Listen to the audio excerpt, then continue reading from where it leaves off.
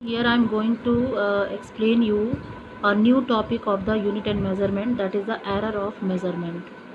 Okay, so in the error of measurement you have to read error of measurement, absolute error, mean absolute error, relative error, fractional error, propagation of combination of error, accuracy and precision. Okay, so first of all, what is the error in measurement? Measurement is the foundation of all experimental science and technology. अगर आप कोई भी experiment करते हैं तो उसमें आपको measurements लेने होते हैं, चाहे वो वॉल्यूम का हो, चाहे वो लेंथ का हो, चाहे वो रेडियस का हो, ठीक है, चाहे वो डेंसिटी का हो। तो हर मेज़रमेंट में क्या होता है, आपको हर एक्सपेरिमेंट में क्या होता है, आपको मेज़रमेंट्स लेना ज़रूरी होता है। So the measuring process is essentially a process of comparison. Okay, to measure any physical quantity we compare it with the standard unit of that quantity.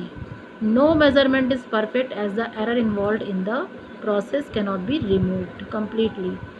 Meaning, अगर आप किसी एक्सपेरिमेंट से किसी पर्टिकुलर फिजिकल क्वांटिटी की जो value find out करते हैं, मान लीजिए आपने एक स्फेयर है, उसका रेडियस फाइंड आउट किया 2.54, लेकिन उसका एक्चुअल रेडियस कितना है 2.59, ठीक। तो ये जो मेज़रमेंट होता है वो उसकी स्टैंडर्ड वैल्यू से कंपेयर किया जाता है। तो मेज़रमेंट हर फिज़िकल क्वांटिटी का अगर आप करते हैं तो वो एग्जैक्ट वैल्यू आपको नहीं देगा। क्यों? क्योंकि बहुत सारी एरर्स जो होती हैं वो उस मेज़रमेंट में इन्वॉल्व होती हैं, जिसकी वजह से जो वैल्यू है वो एक्यूरेट नहीं आ पाती है, एग्जैक्ट वैल्यू नहीं मिलती है मेज़रमेंट में। नियर बाय मिलेगी लेकिन वो बिल्कुल एग्जैक्ट वैल्यू नहीं मिलेगी due to the error in the measurement. Hence, in spite of our best effort, the measured value of a quantity is always somewhat different from its actual value or true value. तो उस physical quantity की जो actual value या true value होती है उससे हमारी जो मेजर्ड वैल्यू आती है वो थोड़ी डिफरेंट आती है। So this difference in the true value and the measured value of a quantity is called error of measurement. इसी डिफरेंस को, ट्रू वैल्यू और मेजर्ड वैल्यू के जो डिफरेंस आता है उसी को हम कहते हैं, that is called the error. मान लीजिए 2.59 एक्चुअल वैल्यू थी स्फेयर के रेडियस की और आपने निकाला 2.54, तो कितना आया 0.0, दैट इज़ 5। ये एरर आई उस मेज़रमेंट में।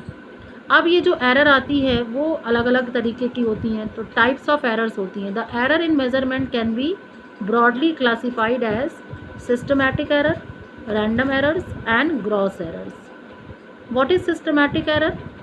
Systematic error are those which occur according to the definite pattern. These error affect the measurement alike in the same way. The cause of systematic error are known, therefore such error can be minimized. तो systematic error जो होती है वो कई तरह की होती हैं। एक होती है इंस्ट्रूमेंटल एरर। अगर किसी इंस्ट्रूमेंट में जो स्केल बनी होती है वो प्रॉपर नहीं है, जीरो मार्क जो दिया है वो प्रॉपर नहीं है, ठीक है, कैलिब्रेशन जो दिया हुआ है वो अगर प्रॉपर नहीं दिया हुआ है तो जो भी क्वांटिटी आप उस एपरेटस से निकालेंगे वो आपकी डिफरेंट आएगी, ठीक है। तो for example an ordinary metre scale में be worn off at one and in the vernier calliper and zero mark of vernier may not be coincide with the zero mark of the main scale. तो graduations अलग अलग होने से जो actual value है वो हम कैलिब्रेट नहीं कर पाएंगे, तो ये इंस्ट्रूमेंटल एरर होती है।